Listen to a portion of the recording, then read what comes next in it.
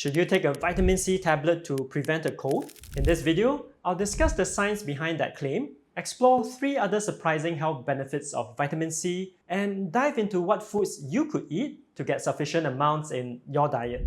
Hi, I'm Chung, an accredited nutritionist with a master's in nutritional sciences, here to share with you the latest evidence-based findings on healthy eating and living.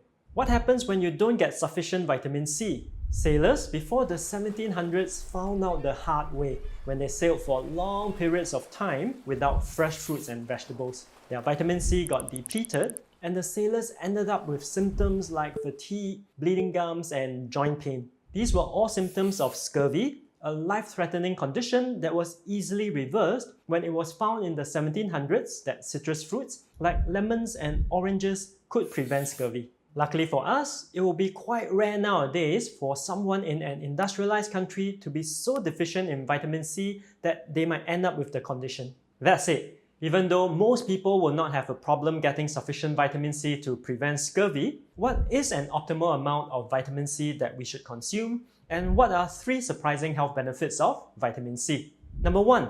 Vitamin C is one of the top anti-inflammatory vitamins according to the Dietary Inflammatory Index. This study of about 5,000 participants showed that blood levels of vitamin C was inversely correlated to the inflammation marker hsCRP. A serum vitamin C level of at least 50 micromoles per liter is generally considered sufficient, and the results indicated that a 10 micromole per liter increase in serum vitamin C was associated with a significant 0.24 milligrams per liter decrease in hsCRP.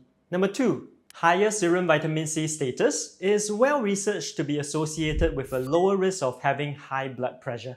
This study of about 20,000 participants found that highest levels of serum vitamin C compared to lowest levels was associated with a 22% lower risk of developing high blood pressure. Interestingly, more recent meta-analyses of randomized controlled trials like this study here showed that supplementation with between 300 to 1000 milligrams of vitamin C could reduce systolic or the upper blood pressure by 4.09 points and also reduce diastolic or the lower blood pressure by 2.30 points. Before I get to the 3rd surprising benefit of vitamin C, as well as whether vitamin C can really ward off a cold, if you've learned something in this video, help me hit the like, share and subscribe buttons and turn on the notifications. And if you've not already done so, you could also check out this other video where I dive into another food component that is great for reducing chronic inflammation. Number 3. It has also been long known that vitamin C is a powerful antioxidant, and one of its effects is to protect LDL particles from being oxidized. Just a quick reminder that LDL cholesterol levels should be a familiar marker from blood tests that is used to assess cardiovascular disease risk. These LDL particles can get trapped in the walls of our arteries and cause the plaque that block our arteries over time. LDL particles that are oxidized are especially bad in terms of getting trapped, causing further inflammation and creating these blockages. In fact, in 2009, the European Food Safety Authority reviewed the evidence on this and concluded that, and I quote, "A cause and effect relationship has been established between dietary intake of vitamin C and the protection of lipids from oxidative damage." And the lipids referred to here would include LDL particles. Long-time viewers of this channel might now be thinking, if vitamin C is associated with lower levels of chronic inflammation, lower risk of high blood pressure, and lower levels of oxidized LDL particles, what might that mean in terms of the risk of cardiovascular disease? This meta-analysis answers that question. Highest versus lowest blood levels of vitamin C was associated with a 39% lower risk of cardiovascular disease, including a 29% lower risk of coronary heart disease and a 40% lower risk of having a stroke. So, how can we get sufficient levels of vitamin C? Before I go into that, as well as whether vitamin C could help to prevent colds, if you enjoyed this video, it would be amazing if you could help me share it with just one other person.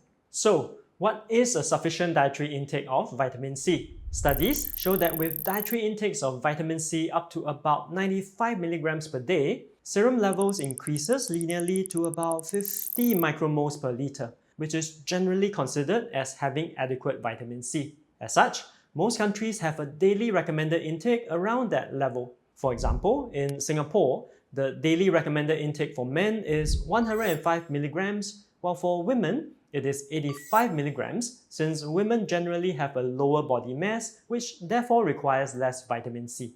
But as we've seen from the previous studies, highest levels, which usually refers to more than 70 micromoles per liter of serum vitamin C, are associated with various better health outcomes. And this level would require an intake of about 200 milligrams of dietary vitamin C.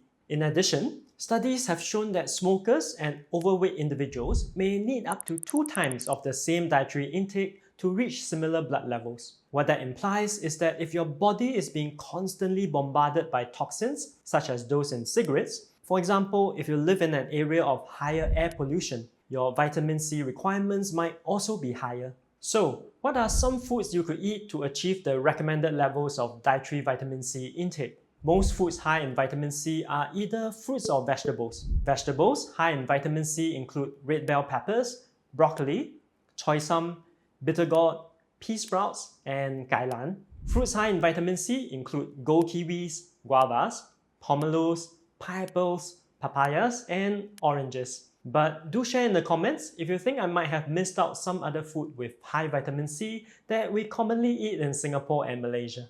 As can be seen from the numbers, with some planning, it is possible to achieve the recommended dietary intake of around 100 milligrams from our diet. And because vitamin C easily breaks down on heating and is very water soluble, meaning that a lot of it will be lost when you cook your vegetables, my recommendation would be to consider obtaining your vitamin C primarily from fruits. And also because of that, it can be quite challenging to achieve 200 milligrams or more of vitamin C from our diet. Even though I am a food-forward nutritionist, meaning that I will always try to obtain nutrients from food first, vitamin C is one supplement that I feel is worth considering given its importance in so many health outcomes. If you'd like to download a free PDF of foods high in vitamin C, together with the recommended serving sizes and other health benefits, you can use the link in the description and head over to my website to download the free PDF.